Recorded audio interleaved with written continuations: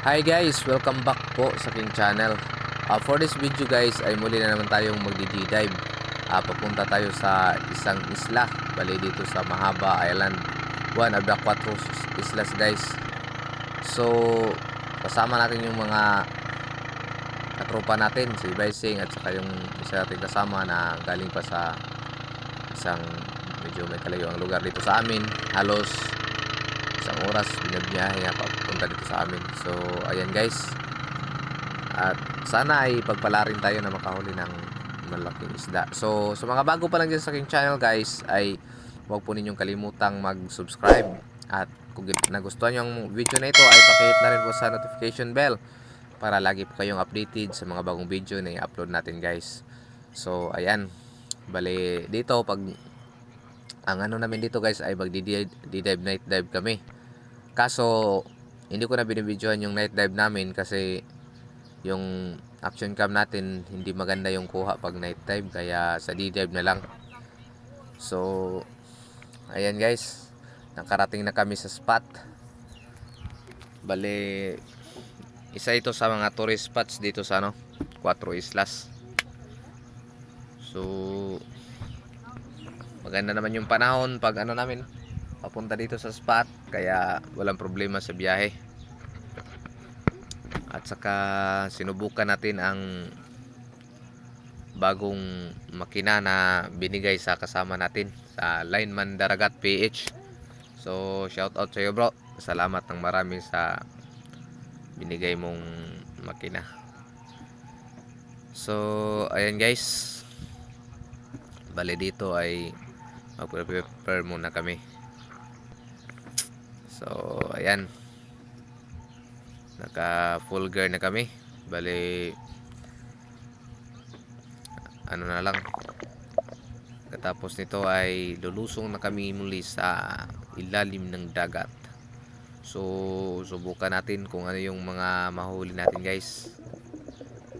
Ayan, pagkatapos na ako mag-prepare at saka yung kasama natin, naglo-load na siya ng kanyang spare gun. So dito guys ay yung first drop natin, yung warm up dive natin, ay may nakita tayong samaral. Kaso hindi ko pa na yun yung action cam natin kasi warm up dive pa lang kaya napana ko yung samaral na hindi ko na videohan.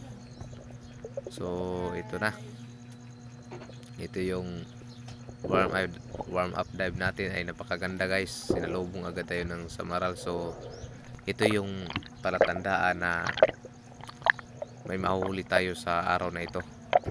Ang oras pala nito guys ay nasa 3 PM na. So bali dito ay may nakita tayong isang needlefish, kaya lang medyo mailap, kaya sinusundan ko siya ng maigi at hanggang ayan, sinusundan ko pa rin siya guys. Bali talagang matagal na kung ayan, nag-iba siya ng direksyon at ayan, medyo malapit na sa atin. So boom, ayan, maganda naman yung tama niya. Ang problema nito guys kasi nangangagat ito, kaya kunting ingat lang pag nakapana kayo ng ganitong isda.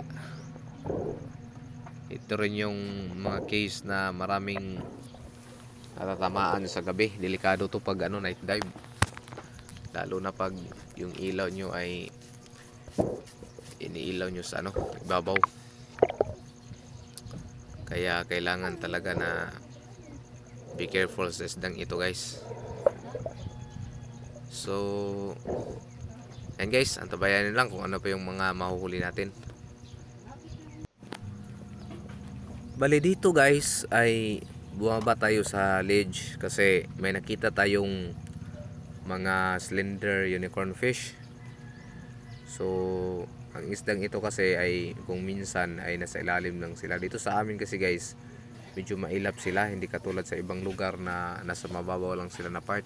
Dito ay halos nasa 20 meters o kaya 25 meters. So ayan, inantabayan na natin kung Bali finifish call natin, tapos nag-scratching tayo sa bato para lang bumabalik yung isda. So ayan, medyo paunti-unti na silang bumabalik. Ayan guys, ayan yung slender unicorn fish, kasama yung ano, tawag namin dito sa amin ay ano, bagakayon. So ayan, talagang yung isda na ito guys ay kailangan upang antayin bago sila lalapit. So ayan, yan, napana ko na yung isang bagakayon, o ano ko ang tawag sa inyo yan guys. Comment nyo lang kung anong tawag sa inyo. So ayan, medyo may kalayuan pa yung surface. So ayan guys, at ang ano dito guys ay hinihila ko siya, ay sumabit sa ilalim ng ano, bato, kaya pinupost ko muna. At dito na ay buti na lang at natanggal rin, hindi ko na siya rescue kasi mahirap yung mag-retrieve ka sa ilalim ng dagat guys. Yan yung pinakamahirap, kaya pag ano, nakapana ako nito ay ano na, hindi ko na siya binigyan ng panahon na para tumago pa sa bato. So ito yung nahuli natin guys. Yan yung katropa natin si Baising. Nakita niya raw na ano, nakita rin itong mga isda na ito, kaso hindi niya napana. So ayan guys, isang bagakayon kung tawagin ito sa amin, parang leather jacket yata to. So dito naman guys ay may nakita tayong isang buffalo emperor. Ang isdang ito ay talagang napakailap. Bali ito yung matalinong isda. Ito sa bagano ko nito ay dahan-dahan lang. Bali yung kilos mo nito guys, kailangan ano lang, ayan, kailangan yung kilos mo ay smooth. So mabuti at natamaan natin yung isda na ito, kasi tinira ko siya guys kahit medyo may kalayuan pa. Kasi nga ang isdang ito ay talagang hindi nagpapalapit. Ilang beses na ako nakakita ng ganitong kalaking isda guys, tapos itong klaseng isda. Buti na lang yung kasama natin ay nakamasid pala sa atin at agad niyang kinuha yung ano natin, lubid. Saka siya na yung nag-aangat sa isda pataas, hinihila niya na pataas, kaya yung isda ay gusto pa sanang sumabit sa bato ay wala nang chance na sumabit sa bato kasi inalalayan tayo ng kasama natin. Buti na lang may dive body tayo. So shout out sa iyo bro. So ayan guys, isang buffalo emperor.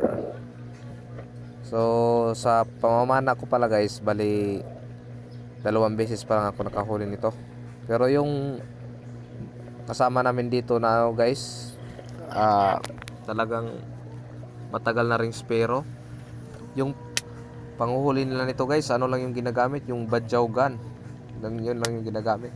Dati hindi pa ito mailap sa kapanahunan pa nila, kasi maraming isda pa yun eh. Kaso sa kapanahunan na namin marami na ring mga spero, lalo na po sa lugar ng Inupakan dito sa amin. Grabing spero, halos isang barangay puro spero. Kaya yung mga isda dito talaga ay nasa ilalim na. So kung minsan nga yung ibang mga dumadayo dito sa amin guys, buti na lang kung siswertehin sila, kasi yung iba ay talagang sabi nila bukol. So ayan guys, ito yung third catch na natin to, third catch. At dito naman guys ay buwaba tayo muli sa ledge. Bali muli tayong nag-aambush dito. Pero bago tong dive na to guys ay may nakita na tayong big eye trevally kanina. Diyan sa lang mababaw na part. So kaya hindi na ako nagtagal sa ilalim at umaangat ako at muli kong tiningnan. Baka nandun na naman sila sa mababaw na part lang.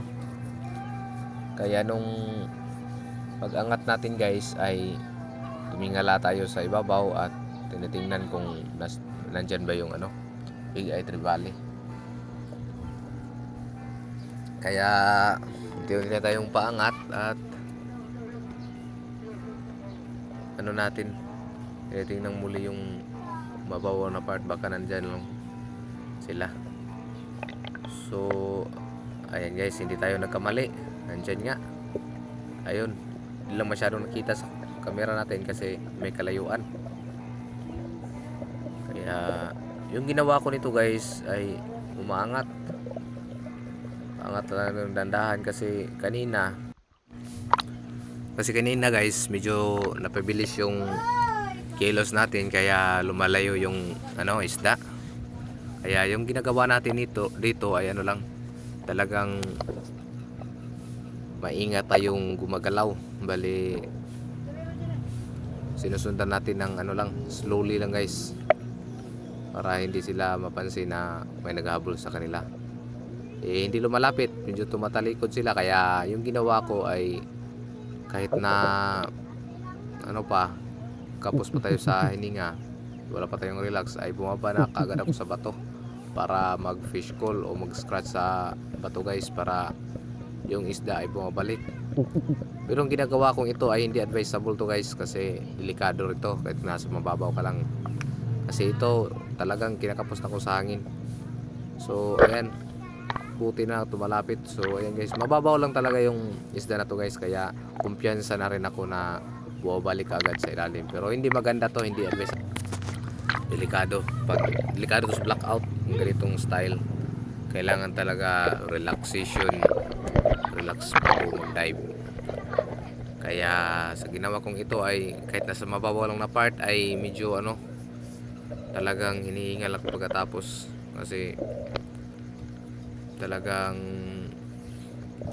pinakapos na ako sa hangin. Yung kasama natin guys ay napana rin niya yung isang kasama ng big eye trevally, kasi nakaabang na pala siya dun sa sa kimba kung tawagin na part.